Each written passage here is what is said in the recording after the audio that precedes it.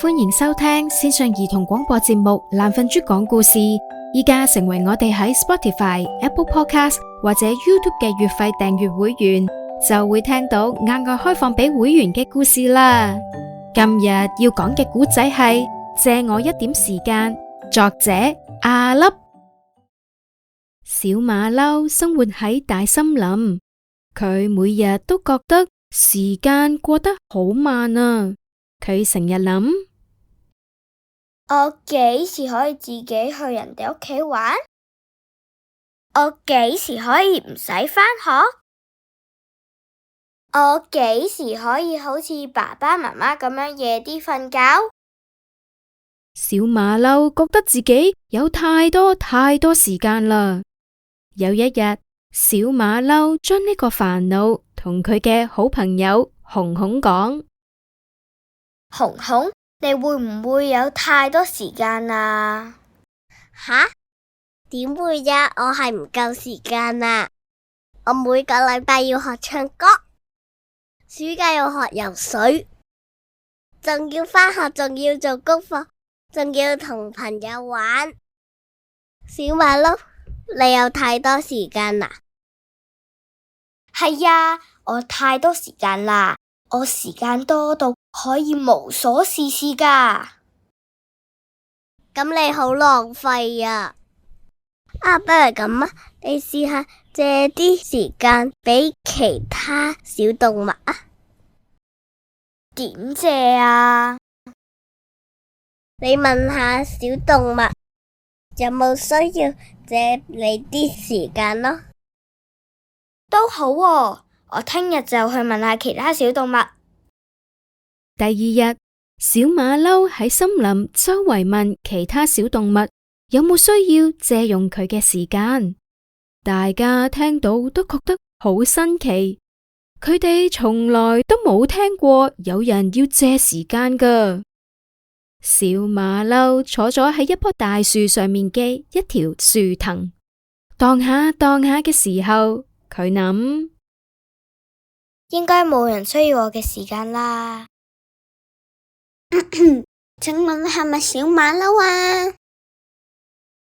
小馬騮喺大樹上面往下望，見到有一隻藍孔雀抬頭望住自己。我聽朋友講，你係咪可以借時間啊？係呀，你要借我嘅時間啊？係呀，請你借我啲時間啊！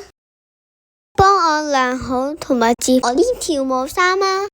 咁我就可以有多啲時間練舞啦。好啊，冇問題。做咁方便，我跳一隻舞俾你睇啊！好啊，孔雀，點解你咁勤力練舞嘅？因為我要表演俾一個好重要嘅人睇啊！小馬騮借咗自己嘅時間俾孔雀，幫佢晾好同摺好啲跳舞衫。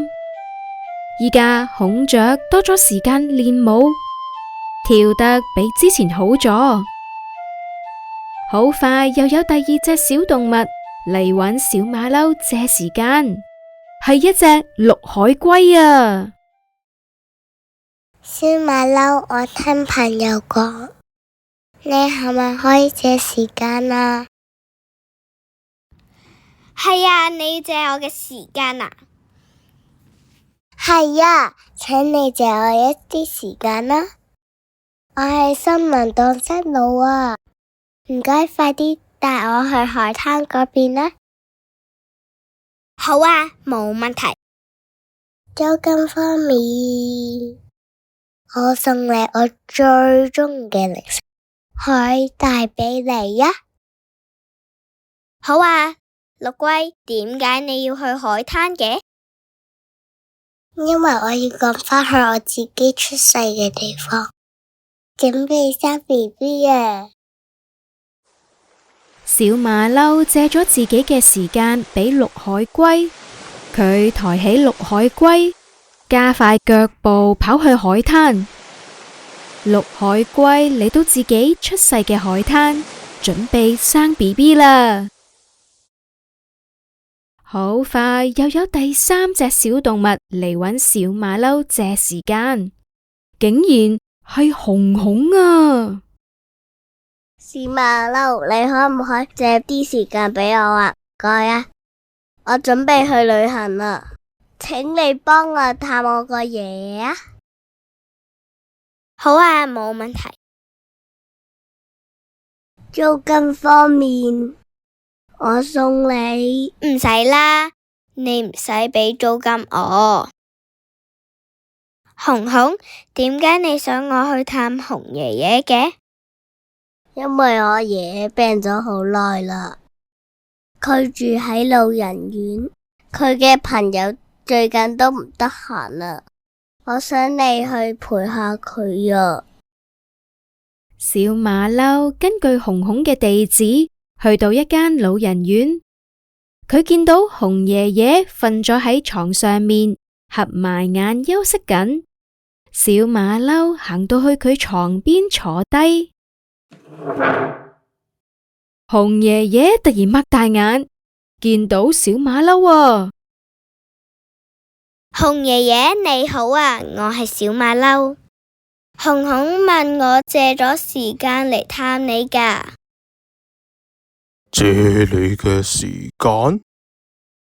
紅爺爺聽唔明小馬騮嘅意思，所以小馬騮將自己租借時間嘅事講俾紅爺爺知道。哈哈哈哈，好有趣啊！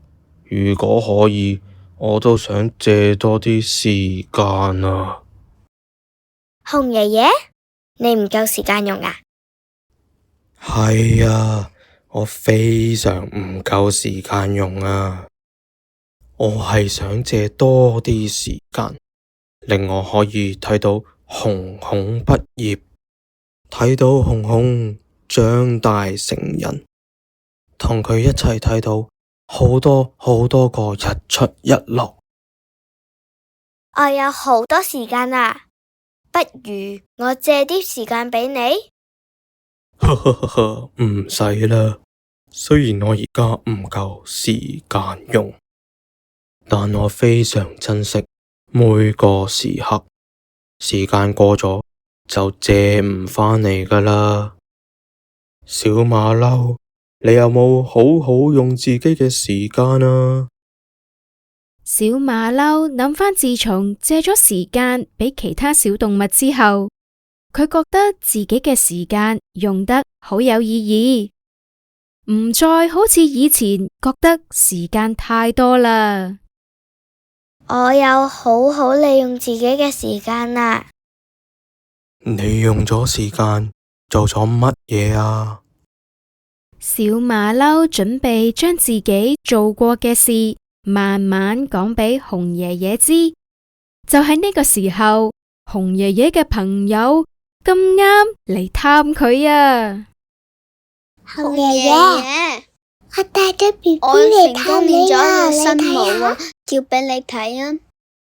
原來孔雀同綠海龜係紅爺爺嘅朋友嚟㗎，大家都分享呢段時間自己做過嘅事。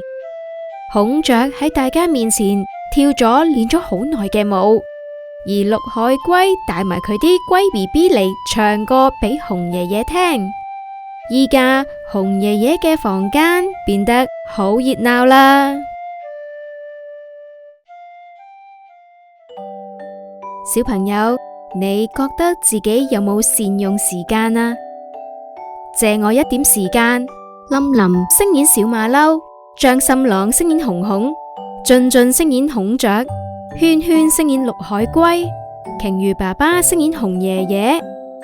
如果你鍾意聽爛瞓豬講故事嘅故仔，可以喺 Spotify、Apple Podcast 或者 YouTube 俾我哋嘅節目5粒星星㗎。假如想緊貼我哋嘅故事播放時間，或者知道點樣報名講故仔，就要 like 或者 follow 爛瞓豬講故事嘅 Facebook 啦。